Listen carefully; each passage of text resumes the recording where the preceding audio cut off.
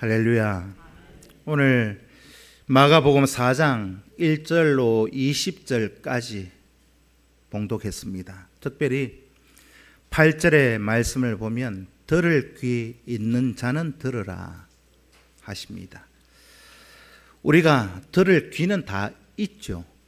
여기 들을 귀 없는 분은 아무도 없는 것 같습니다. 우리 육신의 귀가 다 있고 소리를 들어도 우리가 세밀하게 좀 구체적으로 좀 나뉘어 보면 이렇게 설명할 수 있습니다. 우리가 소리를 듣는 것하고 음악을 듣는 것하고 어떻게 다를까요? 소리라고 하는 것은 청각의 장애가 없다면 다 듣습니다. 그런데 음악을 듣는다라고 한다면 소리를 듣는 것하고는 전혀 다른 문제인 것입니다. 아무리 좋은 음악이라 할지라도 우리가 오페라를 가고 음악회를 가도 그 좋은 음악을 들을 수 있는 귀가 없는 사람은 그 좋은 음악이 그저 시끄러운 소음으로 들릴 수밖에 없습니다. 그렇다면 이 음악을 잘 듣기 위해서는 우리에게 무엇이 필요할까요? 듣는 육신의 귀만 있으면 음악을 잘 들을 수 있을까? 아니요. 음악을 잘 들을 수 있는 방법은 그 음악을 잘 듣기 위해서 어떤 노력과 훈련이 있어야 합니다. 제가 음악에 대해서는 참 도무지 잘 모릅니다. 좌우지간 많은 이 음악에 대해서 많은 훈련도 하고 또 연습을 하고 많은 노력이 필요한 부분이 음악적인 부분입니다. 우리 교회 찬양대 찬양하면 여러분들 스스로 우리 찬양대 스스로가 오늘 실수했다 싶은 생각이 들 때 있죠. 없으십니까? 오늘 연습한 대로 안 되네. 오늘 실수했다. 그런데 저는 전혀 그거 몰라요. 찬양대가 실수를 했는지 잘했는지 저는 잘 모르고 지나갑니다. 느껴본 적이 없습니다. 그걸 다르게 표현하면 우리 시온 찬양대가 은혜롭게 찬양을 잘 한다는 말이겠지요? 아멘 좀 해보이소. 그런데 찬양대 대원들은 스스로 오늘 너무 실수 많이 했다 싶은 마음이 들 때 있잖아요. 저는 찬양대에 실수하는 거 잘 모릅니다. 우리 성도들도 잘 모를 거예요. 앞으로도 제가 그 실수하는 부분을 발견 못할 겁니다. 왜? 무엇이든지 아는 것만큼 보이고 아는 것만큼 들리기 때문입니다. 모르면 들을 수가 없어요. 음악, 찬양 실수했는지 안 했는지 몰라요. 모르니까. 음악에 대해서도 잘 듣기 위해서는 그 음악을 잘 들을 수 있는 훈련이 잘 되어져 있어야 오늘 좋은 음악이구나, 오늘 좋은 찬양이구나 할 수 있습니다. 늘 제가 박자도 놓치고 그러잖아요. 하나님의 말씀을 듣는 것도 마찬가지라고 생각합니다. 그래서 오늘 8절에서 들을 귀가 있는 사람은 들어라. 음악을 들을 수 있는 귀가 없으면 음악을 모르는 것처럼 하나님의 말씀을 들을 수 있는 귀가 준비되어져 있는 사람은 하나님의 말씀이 들리지 않습니다. 말씀에 대해서 우리가 영적으로 들을 수 있는 귀를 가지기 위해서는 관심을 가지고 읽고 듣고 보고 연습을 해야 그 하나님의 말씀이 점점점 들려지게 되어져 있다는 겁니다. 모르면 안 들려요. 분명히 오늘 이 부분을 꼭 기억하시고 마음에 새기실 수 있기를 바랍니다. 오늘 본문은 여러분들이 잘 아시는 것처럼 예수님께서 하나님 나라 천국의 비밀을 비유로 말씀해 주신 거죠. 그리고 어떤 사람들에게는 그 비유를 하나하나 조목조목 설명하시면서 해석해 주고 있습니다. 예수님께서 하나님 나라 천국의 비밀을 비유로 가르친 대상이 오늘 본문 1절 2절에 있습니다. 예수님의 제자들 그리고 큰 무리들 두 부류로 나뉘어집니다. 오늘 본문의 큰 무리, 그들은 일반적으로 헌신이 요구되지 않는, 다르게 표현하면 재미로, 호기심으로 예수님께 몰려든 사람들을 향해서 큰 무리라 하셨습니다. 그러니까 예수님께서 오병이어의 기적을 행하시니까 그거 보고 야, 신기하다, 기적이 나타났다 하더라, 희한한 일이 일어났다 하더라, 한번 구경 가보자, 호기심으로 온 무리들, 재미가 있으니까 야, 죽은 자도 살리더라, 야, 그게 있을 수 있나, 재미 삼아 모여든 그 무리, 그 무리를 향해서 예수님은 큰 무리라고 규정하고 있습니다. 큰 무리들 속에는 또 세밀하게 말씀을 드리면 예수님의 제자들도 거기에 포함되어 있지요. 그런데 예수님께서 비유를 가르친 사람들, 제자들과 큰 무리들, 이 종류 두 종류로 나누고 나서 그의 비유로 예수님께서 말씀을 강론, 천국에 대해서 설명하고 있습니다. 무리, 그리고 예수님의 제자들, 예수님을 따르는 마음의 자세, 예수님께 몰려온 이유, 목적이 180도 다르다는 사실입니다. 무리는 그저 재미삼아 호기심으로 몰려온 사람들이고, 제자들은 예수님의 권능을 믿고 예수님의 살아계심을 믿고 하나님의 아들이심을 믿고 온 자들, 그들이 제자들입니다. 무리, 이들은요 호기심으로 재미로 모여든 사람이기 때문에 재미가 없으면 흩어지는 사람들입니다. 힘들고 귀찮고 그러면 떠나갈 사람들. 거기에 비해서 예수님의 제자들은 힘들고 어렵고 참 고난이 있어도 끝까지 예수님을 따르는 사람, 그들을 예수님은 제자다라고 말씀하십니다.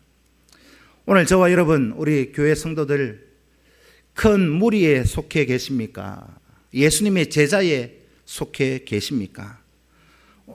오늘 저와 여러분, 우리 모두가 다 구경꾼이 되지 말고 큰 무리에 들어가 있지 말고 예수님의 제자가 꼭 되실 수 있기를 축복합니다. 오늘 본문은 농부가 뿌리는 이 씨앗 4가지 종류로 다른 땅에 떨어져 있습니다. 길가, 돌밭, 가시떨기, 그리고 좋은 땅에 떨어졌습니다. 떨어진 씨앗이 열매를 맺었는지 맺지 못했는지 그것으로 예수님이 구분 짓고 있습니다. 열매를 맺지 못한 그런 씨앗은 어디에 심겨졌습니까? 길가, 돌밭, 가시밭, 가시떨기, 거기에 떨어진 씨앗들이지요. 여러분, 열매를 풍성히 맺기 위해서는 그 씨앗은 좋은 땅에 떨어져야 좋은 열매를 맺습니다. 또 풍성히 그런 열매를 보게 되어지지요. 그 결과가 어떻게 맺어지느냐? 30배, 60배, 100배의 열매를 맺게 된다. 그런데 반대로 길가, 돌밭, 가시떨기에 떨어진 씨앗은 어떻게 되었습니까? 열매를 맺지 못합니다. 좋은 땅에 떨어져야 좋은 열매를 맺게 되어집니다. 그러면 무엇이 이 열매를 맺느냐 맺지 못하느냐, 이것을 결정하는 것이겠습니까? 씨앗이겠습니까? 땅이겠습니까? 땅입니다. 땅이 달라지지 않으면 아무리 좋은 씨앗을, 모종을 심어도 결과는 마찬가지입니다. 길가, 돌밭, 가시떨기에 아무리 좋은 씨앗을 뿌리고 모종을 심어도 거기에는 열매를 맺을 수 없습니다. 오늘 저와 여러분, 이 열매를 풍성히 맺기 위해서는 돌을 제거해야 되고 가시떨기를 제거해야 되고 거기에 다 제거한 다음에 좋은 땅이 되어서 열매를 맺기 위해서 거기에 씨앗을 뿌려야 한다. 땅이 달라지지 않으면 예수님이 4가지 땅으로 말씀하셨는데 이 4가지 땅은 우리를, 땅이라고 하는 것은 우리를 의미합니다. 다르게 표현하면 사람이 변화받지 못하고 사람이 바뀌지 아니하는 한 거기에 아무리 하나님의 말씀이 뿌려지고 들어도 열매는 맺지 못한다는 사실을 오늘 본문이 말씀해 주고 있습니다. 여러분, 같은 말씀을 듣고 보고 배워도 반응이 다 다릅니다. 목사인 제가 우리 성도들을 봐도 달라요.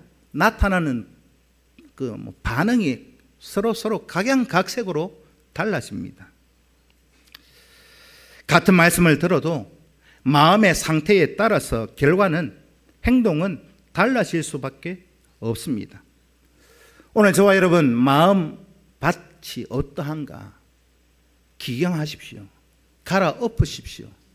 돌이 있으면 뽑아내고 가시떨기가 있으면 뽑아내고 좋은 옥토가 되실 수 있기를 축복합니다.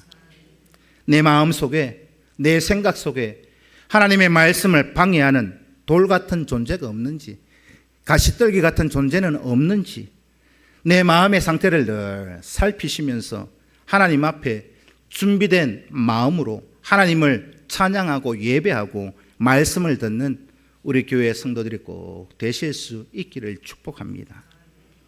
비유, 오늘 본문에서 들어라, 큰 무리와 제자들을 향해서 들어라, 그렇게 말씀하고 있습니다. 3절에서 들어라로 말씀하시면서 9절에 들을 귀 있는 자는 들어라, 들을 귀 있는 자들은 들어라. 예수님께서 이 비유를 말씀하시면서 강조하고 있는 건 뭐냐?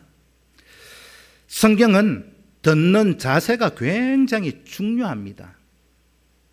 왜냐하면 믿음이라고 하는 것은 들음에서 나기 때문입니다. 믿어지십니까? 믿음은요, 들어야 생겨요. 듣지 않고서는 절대 믿음의 역사는 일어나지 않습니다. 여러분, 우리가 살아가면서 건강을 위해서도 사람들이 무엇을 강조합니까? 먹는 거 강조하잖아요. 건강을 위해서 먹는 거 굉장히 많이 가립니다. 이것은 먹으면 되고 이것은 먹으면 안 되고, 먹는 방법도 빨리 먹지 말고 천천히 꼭꼭 씹어서 그렇게 얘기들 하시잖아요. 가식하지 말자, 조금씩 먹고 자주 먹자. 이 먹는 것에 대해서, 먹는 내용과 방법과 양에 대해서도 우리가 늘 육신의 건강을 위해서 말씀들 나누시잖아요. 왜냐하면 우리 육신의 건강의 출발은 먹는 것에서부터 시작하기 때문입니다. 아무리 우리의 육신이 건강하고 강건하다 할지라도 여러분들이 매일 햄버거하고 콜라만 매일매일 5년 10년 먹었다 생각해 보십시오. 매일 햄버거하고 콜라만 5년 10년 먹었는데 그 몸이 정상이다, 그러면 그게 비정상이에요. 무엇을 먹느냐에 따라서 몸이 달라질 수밖에 없습니다. 건강 상태가 달라질 수밖에 없어요. 그래서 믿음은 들음에서 납니다. 당뇨가 좀 높으신 분들, 뭘 먹을 때마다 확인하잖아요. 이거는 먹으면 안 되겠다, 수치 보고. 그래서 성경은요, 하나님의 말씀을 듣는 거, 보는 거, 읽는 거 굉장히 강조를 많이 하십니다. 신명기 6장 4절 말씀을 함께 읽습니다. 시작.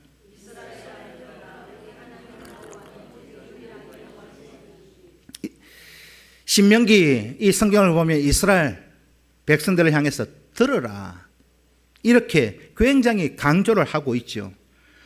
또 로마서 10장 17절 말씀을 읽습니다. 시작.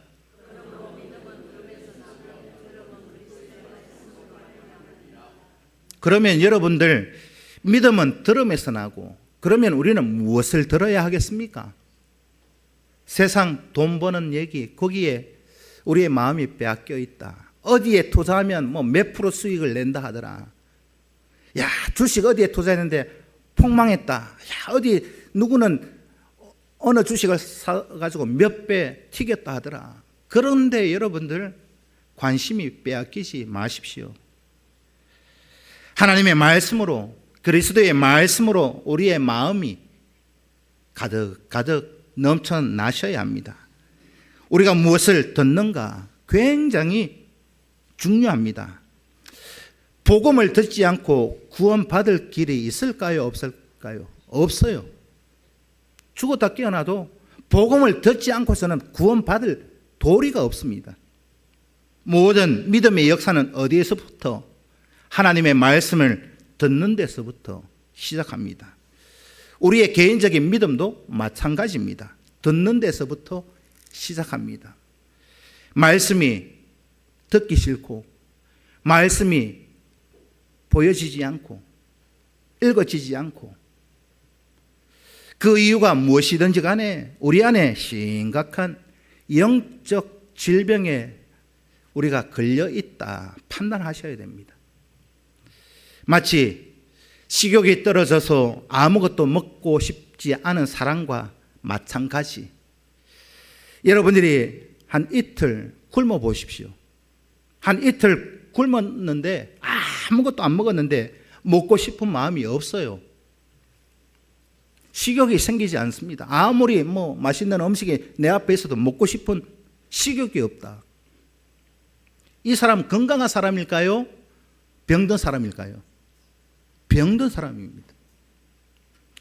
건강에 심각한 문제가 있는 거예요. 본인만 몰라요. 식욕이 떨어졌다는 거, 음식이 보기 싫다는 거, 냄새도 맡기 싫다는 거, 이거는요, 좀 극단적으로 말씀을 드리면 곧 죽을 날을 받아놓고 있다, 이렇게 보셔야 합니다. 우리 성도들 영적으로도 마찬가지입니다. 하나님의 말씀이 듣기 싫어요. 설교도 듣기 싫고 졸음이 오고, 하나님의 말씀이 들리지 않습니다. 말씀에 관심이 없습니다. 영적으로 건강할까요? 병들었을까요? 말씀에 대한 갈급함으로 영적 건강의 상태를 꼭 점검하실 수 있어야 합니다. 여러분, 하루 동안 성경을 읽어도 아무렇지 않고, 일주일 동안 성경을 안 읽어도 아무렇지 않고, 1년 동안 성경을 읽지 않아도 야, 이거 편하다, 그렇게 기뻐할 일이 아닙니다.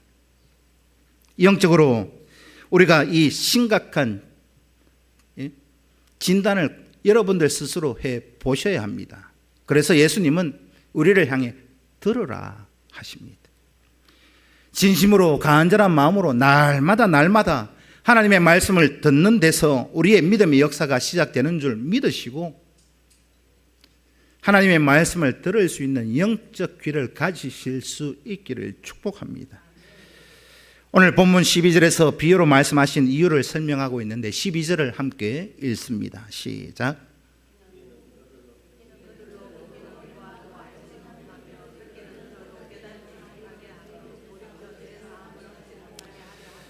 보기는 보아도 알지 못하고, 듣기는 들어도 깨닫지 못하고, 돌이키지도 않고. 여러분, 이런 사람들을 좀 깨달으라고, 변화받으라고 예수님이 좀 쉽게 풀어서 비유로 말씀해 주셨습니다.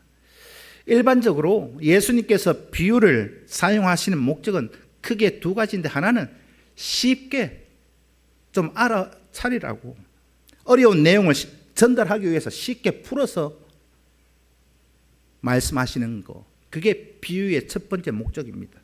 저도 설교를 하다 보면 여러분들에게 예를 들어서 이렇습니다 하는 게 그게 비유입니다. 예를 들어서 설명하는 거, 생활 속에 일어난 그 일을 가지고 설명하는 거, 그게 비유입니다. 오늘 저와 여러분도 그렇고 예수님이 사역하시던 2000년 전도 마찬가지고 그때 천국을 본 사람들이 없잖아요. 그냥 말로 뭐 그냥 하니까 못 알아먹으니까 예수님이 이렇게 풀어서 천국은 이런 곳이다 설명하고 있습니다. 그래서 천국은 마치 이와 같으니, 그래서 예수님께서 이 마태복음 13장 가보면은요 비유를 여러 개 들어서 천국에 대해서 설명을 해 주십니다. 또 정반대로 두 번째는요 공격적인 내용을 풀어서 완고하게 전달하는 겁니다.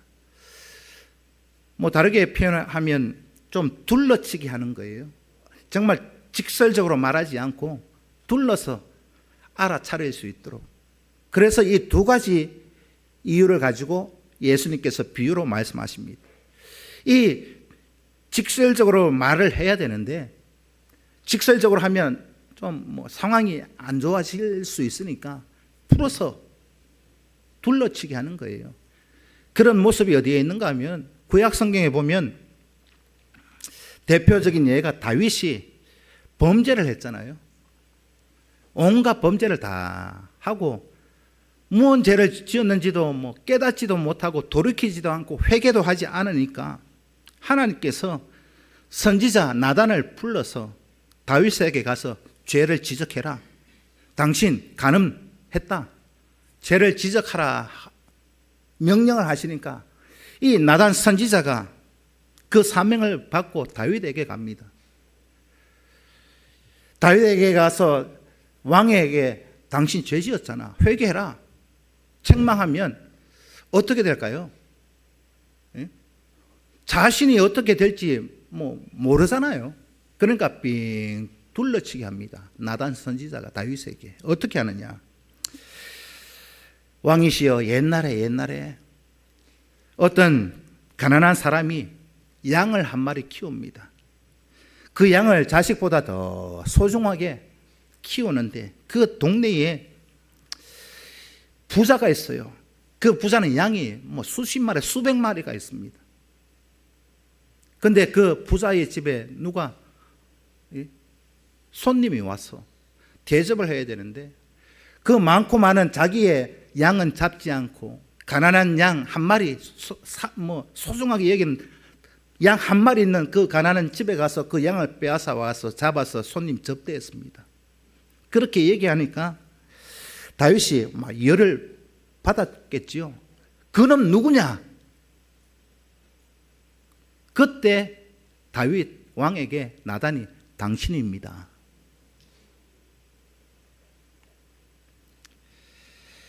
이게 아주 뭐 직설적인 그런 책망의 내용을 둘러치기 한 그런 예입니다. 감추고 수수께끼처럼 금방은 생각나지 않는데 나중에 집에 가서 생각해 보니까 이해가 되는 그런 거 있죠. 저도 그런 경험이 있습니다.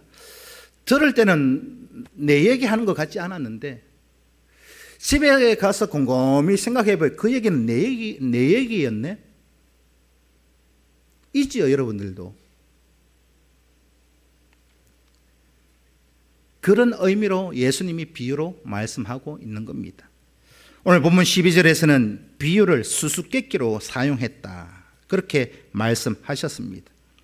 또 11절에서는 두 종류의 그 청중을 구분하기 위해서 너희 그리고 외인 그렇게 구분하고 계시는데, 하나님 나라 천국을 가르치시기 위해서 무리들은 천국의 비밀을 깨닫지를 못해요.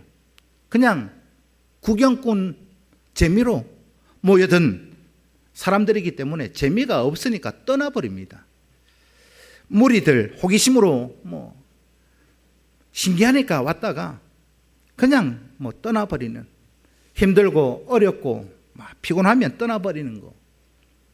요한복음 6장 60절 말씀을 함께 읽습니다. 시작.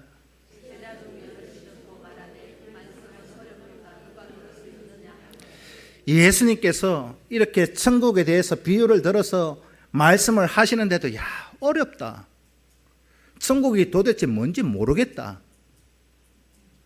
그러니까 이 요한복음 6장 60절에서 이 말씀이 누구의 말씀이냐? 예수님의 말씀이 어렵다. 요한복음 6장 66절 말씀을 함께 읽습니다. 시작.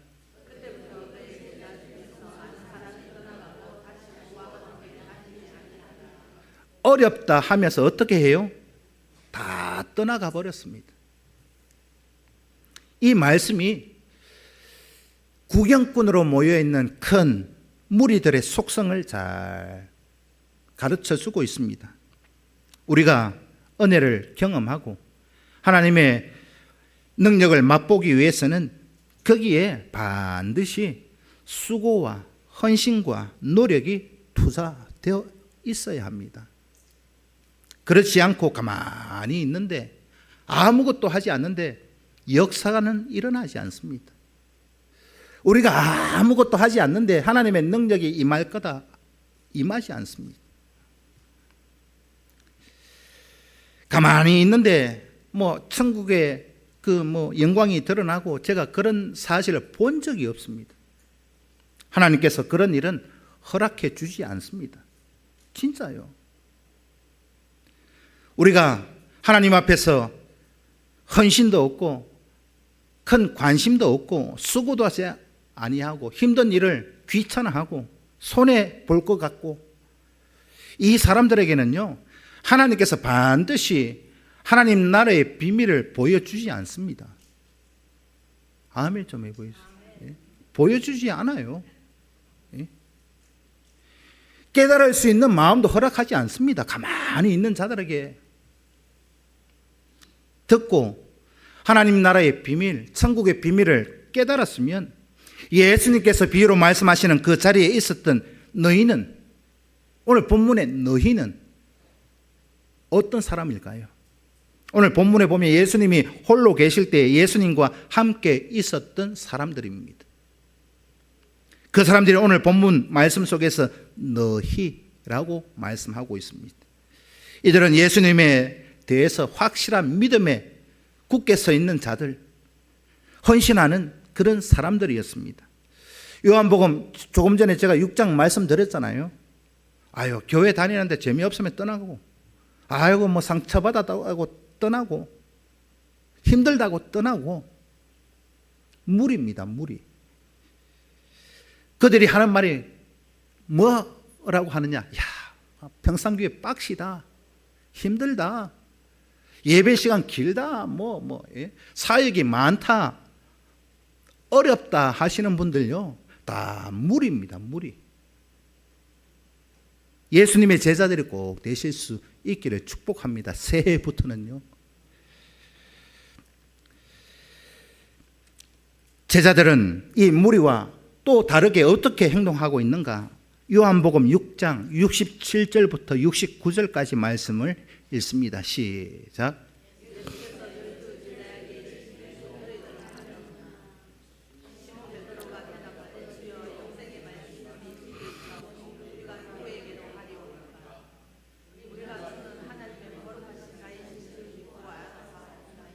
이 고백이 우리 교회 모든 성도들의 고백이 꼭 되실 수 있기를 축복합니다. 너희들도 가려느냐? 그 질문을 우리에게 하고 계십니다. 제자들은 어떤 사람들이 제자냐? 어렵고 힘들고 귀찮고 손해가 돼도 그게 문제가 되지 않는 사람들, 그가 제자입니다. 예수님께서 그 하신 그 모든 걸 그들 이제 깨달았잖아요. 그러니까 그들이 예수님께만 영생이 있습니다 고백하고 있습니다.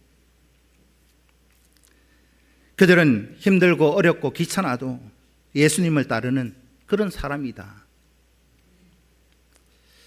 이 사람들을 향해서 예수님이 오늘 마가복음 4장에서 너희라고 말씀하는 겁니다. 여러분, 교회에, 예배의 장소에 구경꾼이 되지 마십시오.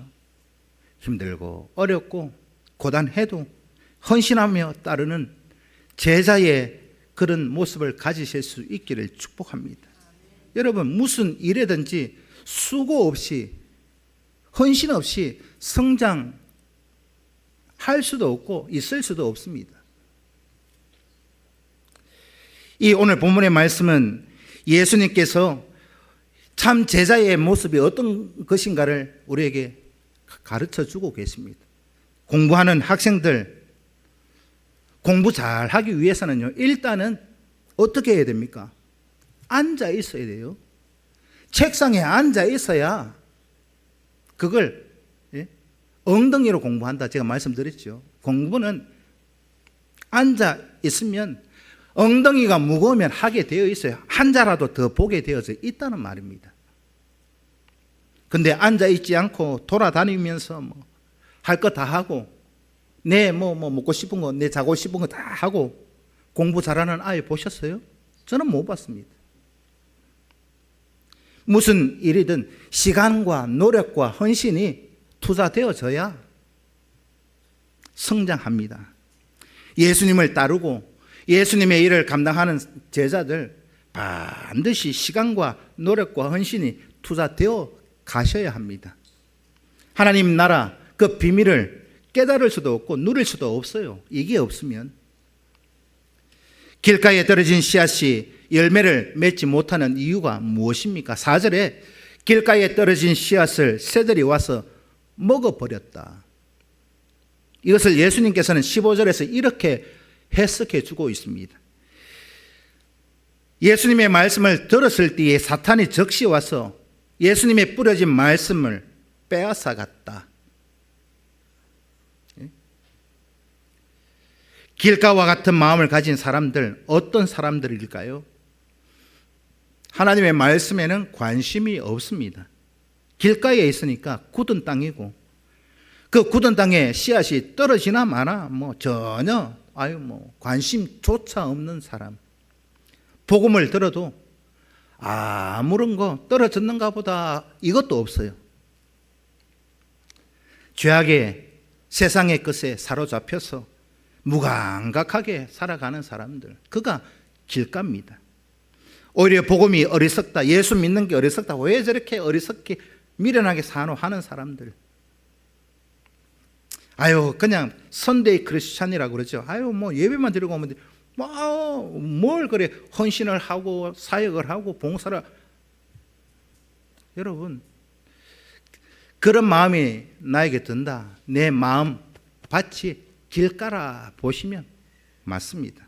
길가와 같은 마음은 죄악된 것으로 인해서 하나님을 떠나 있다. 그렇게 깨달으셔야 합니다. 하나님 앞에 말씀에 불순종하는 사람들 많이 있죠. 그들의 마음밭은 다르게 표현하면 마귀 사단의 놀이터입니다. 지배를 받고 있으니까 그들이 말씀을 들어도 열매를 맺지 못하는 거 아주 그 자연스러운 겁니다. 돌밭에 떨어진 씨앗이 열매를 맺지 못하는 이유를 돌밭은 흙 속에 돌이 숨겨져 있다 하셨지요. 겉으로 보기에는 아무 표시가 나지 않습니다. 근데 이 얕아가지고, 땅이 얕아가지고 뿌리를 깊이 내릴 수 없습니다. 뿌리를 깊이 내릴 수 없으니까요, 햇빛이 막 내리쬐면 말라 죽습니다. 뿌리가 약하니까. 예수님이 이것을 이렇게 해석하십니다. 말씀을 들을 때는, 말씀을 볼 때는 기쁨으로 받아들여요. 아멘, 아멘 잘합니다. 그러나 말씀이 뿌리를 내리지 못해요. 그러니까 이 말씀이 내 심령 속에 영적으로 뿌리를 내리지 못하니까 말씀을 들을 때 맞는가 보다 아멘 아멘 하는데, 어떨 때 표시가 나느냐? 환난이 있고 어려움이 있고 고난이 있으면 그때 나타나요. 말라버립니다. 죽어버립니다. 열매를 맺지 못합니다. 돌밭과 같은 마음을 가진 사람들, 어떤 사람들일까요? 마음속에 해결하지 못한 어떤 문제들, 돌덩이와 같은 그런 문제가 자리 잡고 있는 사람들, 겉으로 보기는 아무 표시 안 나요. 그런데 그 마음속에 돌덩이 같은 문제를 다 가지고 있어요. 그 문제가 죄악일 수도 있고 습관일 수도 있고 또 상처일 수도 있고, 근데 겉으로는 표시가 나지 않는다. 남들에게 드러나지 않는 내 마음 속에, 내 혼자만의 생각 속에 문제가 해결되지 않는 한 삶은 변하지 않습니다. 그런 사람들. 내 어떤 어려움과 문제가 해결되면 몰라도 그게 해결되지 않는 한 안 바뀌어요. 말씀을 들어도 아멘 아멘 하는데 내 삶의 모습이 변화되지 않습니다. 하나님 앞에 오늘 내 영적인 상태가 이런 상태에 있다면 자신의 문제를 하나님 앞에 심각하게 내어놓고 기도하면서 은혜를 구하실 수 있기를 축복합니다. 우리 안에 이 마음의 문제, 여러분들 스스로, 저 스스로 해결할 능력은 없습니다. 불가능합니다. 또한 가시떨기에 떨어진 씨앗이 열매를 맺지 못하는 이유는 씨앗이 뿌리는 내리기는 내렸어요. 듣고 아멘을 했고 뿌리는 내리기는 내렸는데 가시의 기운이 막혀서 열매를 맺지 못합니다. 이 가시에 가로막혔는데 이 가시를 예수님이 무엇이라고 해석하고 있느냐? 세상의 염려, 세상의 유혹, 기타 욕심, 이것이 복음의 열매를 맺지 못하도록 만듭니다. 여러분, 우리는 세상에서 경쟁하면서 열매를 맺지 못하는 모습들 많이 있습니다. 비교 안 하면 되는데 비교하면서 내 가운데 막 힘들다, 어렵다, 예수 믿어도 되는 게 없다, 교회를 몇 년 다니는데 왜 이렇게 힘들어? 왜요? 비교하니까 그래요. 가시떨기에 그런 가로막혀 있는 사람들, 어떤 사람들일까? 자신 스스로하고 세상과의 관계에 문제가 있는 사람들입니다. 자신과 세상과의 관계를 투쟁적 경쟁 관계로 만들어 갑니다. 모두가 다 경쟁 상대예요. 이런 사람은요, 항상 내 마음속에 불안할 수밖에 없고 염려가 있을 수밖에 없고 외부적인 유혹에 취약할 수밖에 없습니다. 예를 들면 이렇습니다. 전교에서 1, 2, 3등 하는 학생들이 있어요. 또 뒤에서 전교에서 1, 2, 3등 하는 학생들이 있습니다. 누가 더 공부하는 데 스트레스를 많이 받을까요? 여러분들의 생각은 어떠하십니까? 전교 1, 2, 3등이 스트레스를 많이 받을까요? 전교 뒤에서 1, 2, 3등 하는 학생이 공부에 대해서 스트레스를 많이 받을까요? 여러분들의 생각은 어떠하십니까? 꼭 이게 정답이라고는 할 수는 없겠지만 제 생각에 뒤에서 1, 2, 3등 하는 학생은 스트레스 전혀 없습니다. 제가 끝에서 1, 2, 3등 했다는 말이 아니고 뒤에서 1, 2, 3등 하는 학생은요, 공부에 대해서 스트레스 전혀 없어요. 행복합니다. 학교에 친구들 만나러 가고 매점에 간식 사 먹으러 가고 PC방 가고 행복해요. 문제는 그 행복한 꼴을 못 보는 엄마. 그 엄마가 날 괴롭히는 거, 그거 빼고는 행복합니다. 뒤에서 1, 2, 3등은. 맞습니까? 예? 엄마가 야 공부 좀 해라 막 스트레스 주고 막 괴롭히는 거 말고는 이 끝에서 1, 2, 3등은 행복한 학생이라니까요.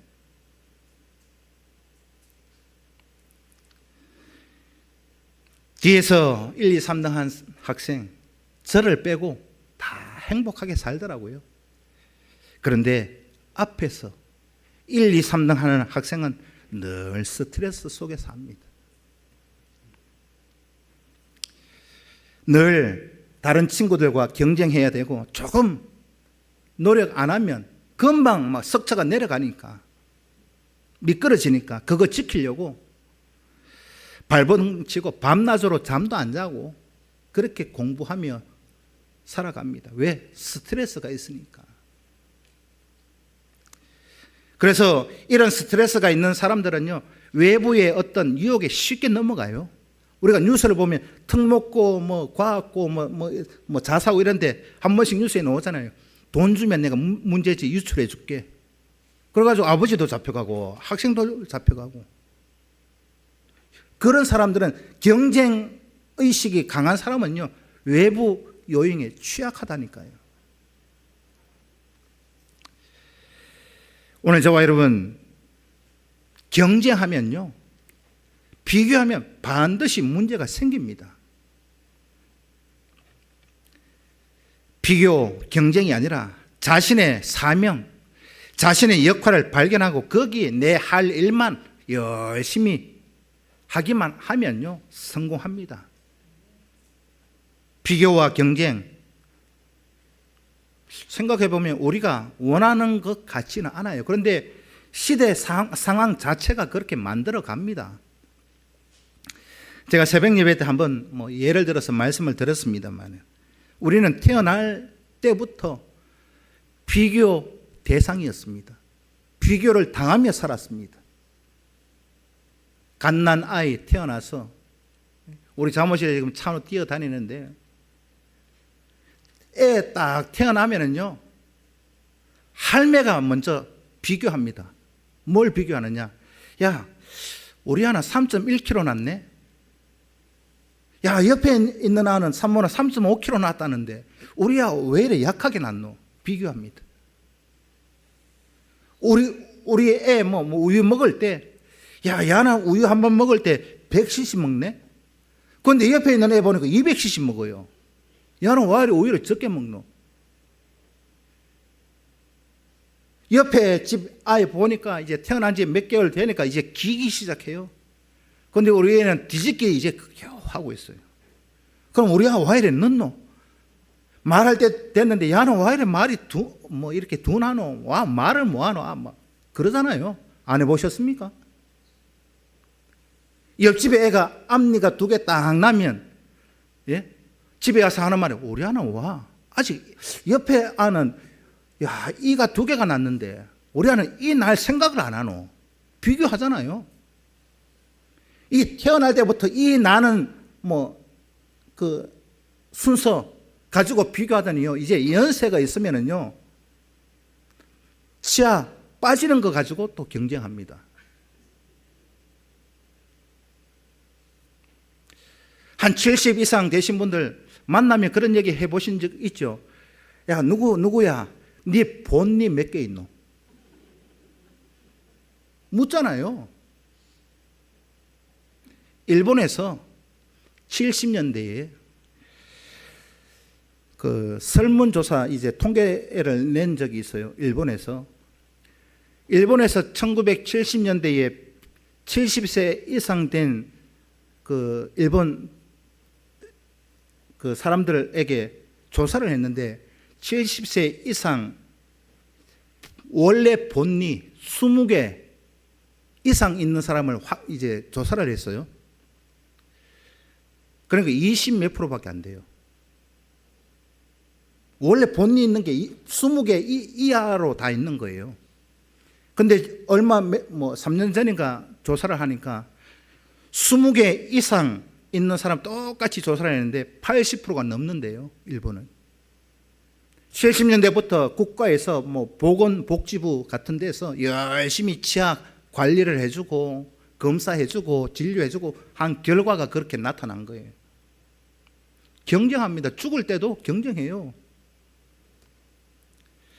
여러분, 우리가 반드시 아셔야 할 것은 남들이 어떻게 사는가, 그거 중요한 거 아닙니다.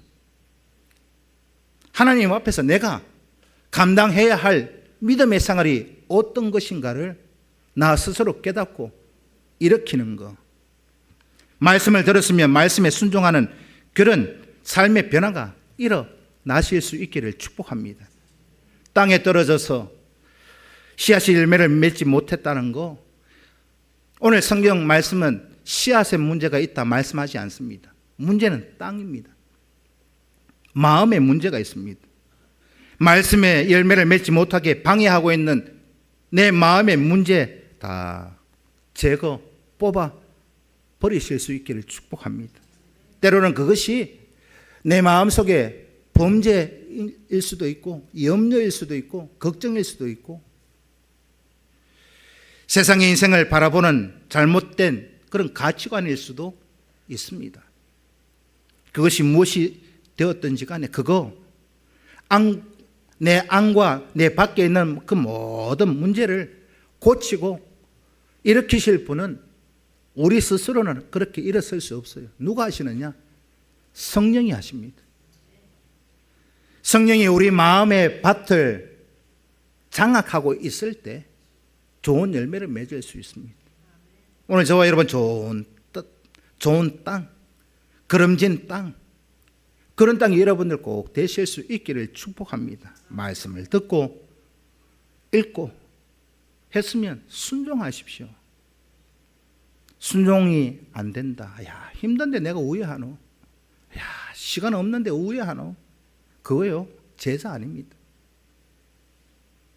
오늘 저와 여러분 풍성한 열매를 맺으시기를 원하십니까? 영적인 것이든 육신적인 것이든 내 할 거는 내가 해야 하나님이 거기에 역사심이 일어납니다.